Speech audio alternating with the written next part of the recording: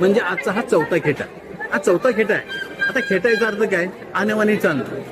तर हे पहिला खेटा महाराष्ट्राने घेतला तो एवढ्यासाठी, जर का देव गेले तर परत मला हे त्रास, हे आसूर उत्पन्न होऊन जर मला त्रास दिला तर मी काय करायचं?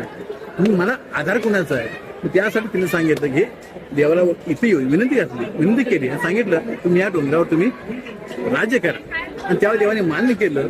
आणि त्यावेळी या मैनागिरीवर दख्खनचा राजा केदारनाथाचा गौरव केला आणि त्यांना राज्याभिषेक करून दख्खनचा राजा ही त्यांना पदवी दिलेली आहे. दख्खनचा राजा एवढ्यासाठी दक्षिण दिशा कुठल्याही देवानं अंकित केली नाही, त्या दिशेवर विजय मिळवता आला नाही, म्हणून या देवाला दख्खनचा राजा म्हणतात. म्हणून यांचं तोंड दक्षिणेला आहे.